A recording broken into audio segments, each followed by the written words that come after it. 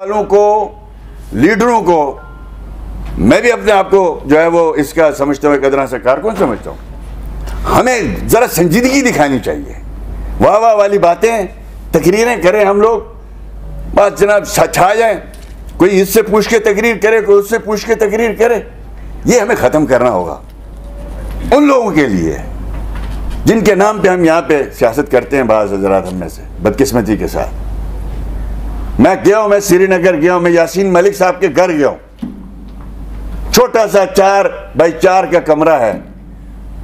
मैं अली गिलानी साहब के घर गया हूँ, मेरे साथ आज़ाद कश्मीर के भी लोग थे और 2 हमारे फॉरेन सेक्रेटरीज थे। मुफ्ती सईद साहब से भी हम मिले, गुलाम नबी आज़ाद से भी मिले। हाँ, देखें उनका टॉलरेंस देखें, वो क्यों ना आगे बढ़े।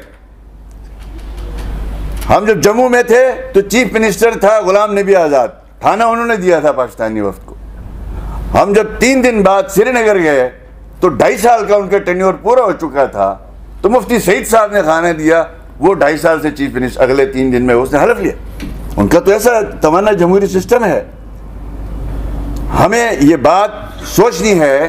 क्यों मैं इसलिए बात कर रहा हूँ, शायद मैं लंबी कर गया बात, मैं नहीं चाहता था मैं लंबी बात करूँ, कि हम लोग 74 साल से गिलगित बल्तिस्तान के लोग कॉन्स्टिट्यूशन के बगैर हैं, एग्जीक्यूटिव ऑर्डर के ऊपर पल रहे हैं। वफाक में जिसकी गवर्नमेंट बनती है वो बिल्डोज कर देता है वहां पे। आज 22 घंटे की लोड शेडिंग है, आज 23 घंटे की लोड शेडिंग है। तो उन लोगों को आप क्या बात समझाएंगे जाके, क्योंकि पॉलिसीज की तसलसल नहीं आ रही है।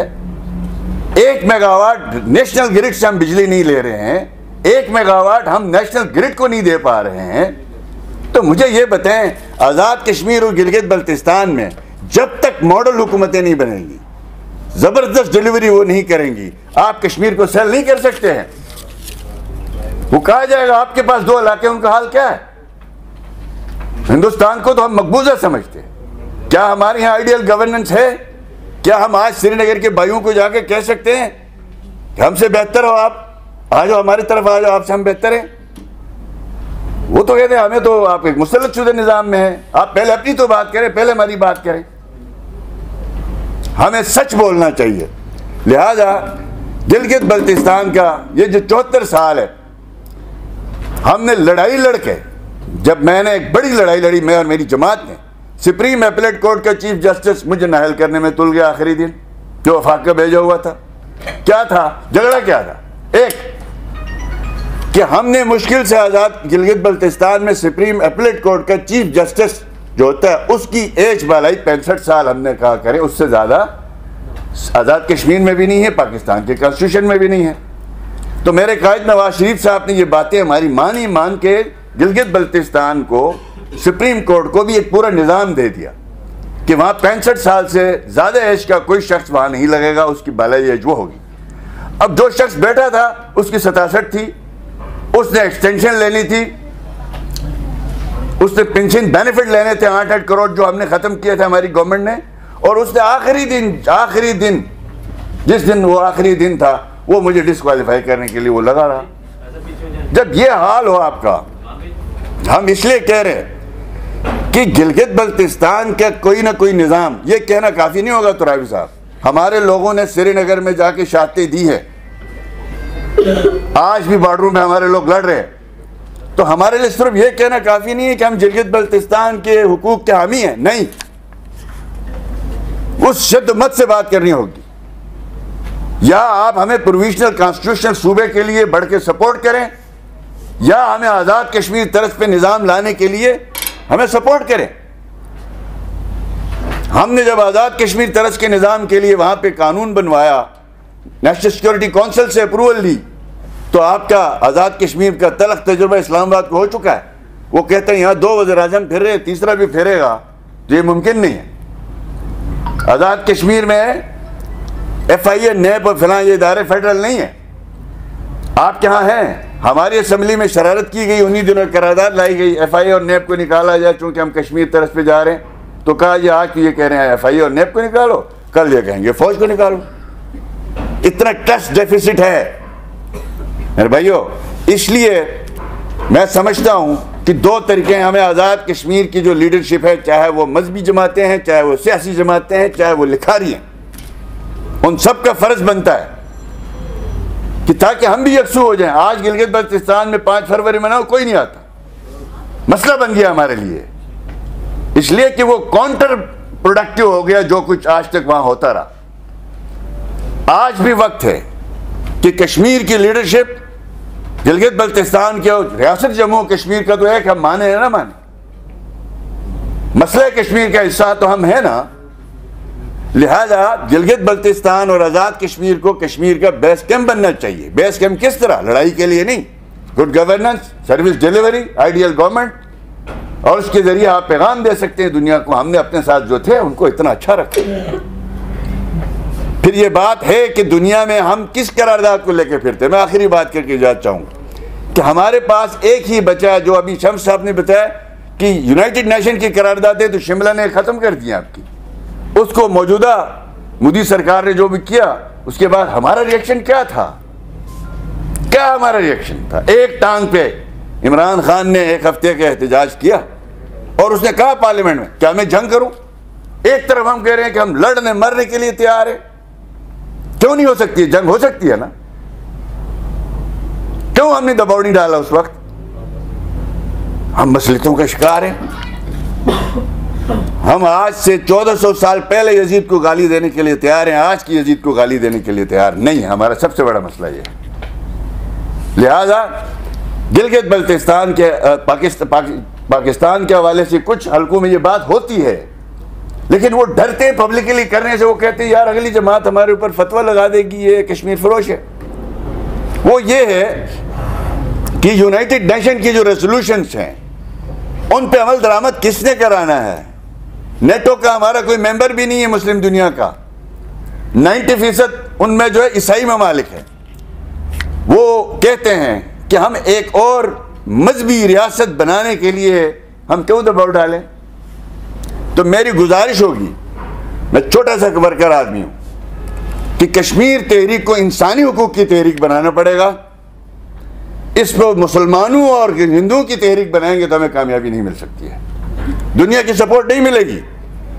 और दुनिया की सपोर्ट के बगैर आप अक़वाम मुत्तहिदा की एक करारदाद तो 1000 करवा लें, आप वहां पे अमल दरामद नहीं हो सकता। हमें अपने बिहेवियर थोड़ा चेंज करना है। और दूसरा, उसको नॉन वायलेंस तहरीक जो यासीन मलिक साहब वगैरह ने शुरू में शुरू की थी, ठीक है, एक तजुर्बा हुआ, इस्लाम में है। इस्लाम में कहीं नहीं लिखा कि आप अपनी आज़ादी के लिए सिर्फ क़िताल ही करेंगे। आपने हर वो इंस्ट्रूमेंट अपनाना उस दौर का जो जिस दौर में जो इंस्ट्रूमेंट कारामद हो। लिहाजा आज के दौर में मीडिया बहुत बड़ा इंस्ट्रूमेंट है। मेरी बहन फरद बाजी ने कहा हमें सोशल मीडिया, इसको भरपूर इस्तेमाल करना चाहिए। हर शख्स दिन में एक दफ़ा ट्वीट करे इस इशू पे। और हमारा कोई कंटेंट डेवलप करने के लिए भी इस कश्मीर लिबरेशन सेल से लोग नहीं मिल रहे। अच्छा कंटेंट डेवलप करें, उसको हम सब दुनिया में फैलाएं। अब हम लिखें तो क्या लिखें और बेचें तो क्या बेचें। तो मसला ये है कि हम ऐसे लोग पैदा करें जो आप जर्नलिस्ट हजरात हैं, ऐसा कंटेंट डालें कि दुनिया में कम से कम 5-10 लाख लोग उसको शेयर कर सकें। उसमें ये दुनिया के इंटरनेशनल कवानीन भी हैं, इनको भी मद्देनजर रखना है। मैं समझता हूँ अगर हम कश्मीरियों की तहरीक को सपोर्ट करना चाहते हैं तो हम मिलकर इस तहरीक को एक इंसानी हुकूक की तहरीक बना दें। उसके अलावा इसको नॉन वायलेंस तहरीक के तौर पर आगे बढ़ाएं और हम सब वो सपोर्ट करें जो आज के दौर के सपोर्ट है, और रियासत भी ये सपोर्ट करे। इस वक्त रियासत में कई दफ़ा डिस्कशन होती है, मैं कभी महफिलों में रहा हूँ जिम्मेदारियों की वजह से, ये करें तो अच्छा जी, ये तो पब्लिक नहीं मानेगी। यार कोई फैसला ऐसा हो सकता है जिसमें 14 करोड़ 22 करोड़ लोग सारे मान जाएं। कुछ लीडरों का काम है कि आज तुराबी साहब लीडर हैं तो एक आम कारकुन की जिम्मेदारी नहीं है फैसले करना। लीडरों का काम है जो दीवार के पीछे देखने की सलाहियत रखता है, वही लीडर कहलाता है ना जी। तो मेरी गुजारिश होगी, चूँकि काफ़ी बात मैंने भी की, मेरी कोई बात किसी को तलख लगे तो मैं माजरत चाहता हूँ। मेरे 3 दफ़ा हिंदुस्तान, श्रीनगर, जम्मू कश्मीर इत्तेफाक से हमें जाना पड़ा ट्रैक 2 में, पगवाश के साथ, CDR के साथ।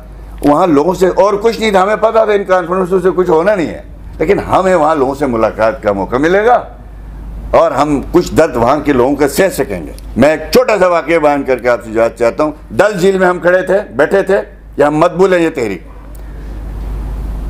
हमें मना किया गया था श्रीनगर में आप बाहर नहीं निकलेंगे, हालात अच्छे नहीं थे उन दिनों, और नौजवान फ्रस्ट्रेटेड हैं, कश्मीर के सख्त फ्रस्ट्रेटेड है। हमें कहा गया नहीं, एक हमारा जो मकामी अफिसर जो हमारे साथ लोकल रिटायर्ड अफसर था एक्शन, उसको हमने कहा यार हमें डल झील तो दिखाओ, हम श्रीनगर हैं, हम होटल में कब तक रहें, तो हमारी कॉन्फ्रेंस भी अंदर, मुलाकातें भी अंदर। तो हम निकल गए प्राइवेट किसी गाड़ी में, तो डल झील में हम जाके हम पैदल चल रहे थे फारूक अब्दुल्ला, शेख अब्दुल्ला साहब के मज़ार के साथ। वहाँ कुछ बच्चे वहाँ पे खा रहे थे छलियाँ वगैरह ना, कश्मीरी फिरन शरन पहन के। मैंने शलवार कमीज़ पहनी थी। लतीफ़ अकबर आज भी हयात है, आज़ाद कश्मीर में बड़ा सीनियर पॉलिटिशियन। अरशाद महमूद जो आप सीनियर जर्नलिस्ट है, वो भी हमारे साथ था। वहाँ पे मुझे उस लोकल बंदे ने कहा आप इन लोगों से ना मिलें, ये गुस्से में आते हैं। अच्छा, वो कॉन्फ्रेंस क्या थी? पीस कॉन्फ्रेंस थी श्रीनगर के जो है वो 5 स्टार होटल में। हमने जाकर उनको सलाम किया, वो उठे भी नहीं हमें देख के, खड़े भी नहीं हुए।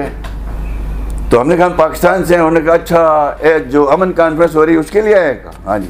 उनका ये अल्फाज हैं जो श्रीनगर के नौजवानों के जज्बात। उन्होंने कहा आपका कोई दीन ईमान नहीं है, आप लोगों का कोई दीन ईमान नहीं है। 2006-7 की बात है। हमें जहाद की ट्रेनिंग देते रहे हो, हमें मुसल्लत जद्दोजहद के लिए उभारते रहे हो, और हमें कहा यही मंजिल है। और आज क्या हमें आज़ादी मिल गई? 70,000 जवान शहीद हो गए, इतने बच्चियां लापता हैं, इतने नौजवान लापता हैं, हमारी मईशत तबाह हो गई। हम एक घर में 2 पश्मीने की शालें बनाते थे तो साल का हमारा फर्स्ट क्लास रोजगार होता था, उससे भी हम गए। और आज आप लोग आए जी अमन करो, पीस करो। क्यों भाई? लड़ाई हमसे क्यों करवाई? आज पीस के लिए क्यों आते हो तुम लोग? तो मैंने अपना तारुफ कराया। मैं कहा मैं नून लीग का हूँ, उसमें मुशर्रफ की गवर्नमेंट थी तो मैं उसका सदर हूँ। ये मैंने अपना कार्ड छाट दिया। मैंने कहा जो आपके साथ किया वो हम हमारे साथ भी किया। बमुश्किल उन्होंने हमारे साथ 2 मिनट बैठने का। मैं उससे आगे बात नहीं करूँगा, ये मजलिस में करने वाली बात नहीं है। तो वहाँ के नौजवानों के जज्बात हमारे बारे में ये है कि हम दुनिया से पैसे लेके पॉलिसीज़ बनाते हैं, उनको देते हैं, उनको इस्तेमाल करते हैं और उसके बाद उनको फेंक देते हैं। तो अल्लाह पाक हम सबको हकीकी मानों में कुरान की इस आयत पे अमल करने की तौफीक अता फरमाए। इन्नल्लाह ला युग़य्यिरु मा बिक़ौमिन हत्ता युग़य्यिरु मा बिअन्फुसिहिम। और हम सबको हकीकी मानों में दिल से जो कुछ वसाइल हैं, रसाइल हैं, लिखने वाला है, पढ़ने वाला है, बोलने वाला है, हम टॉलरेंस के साथ एक दूसरे को सुने।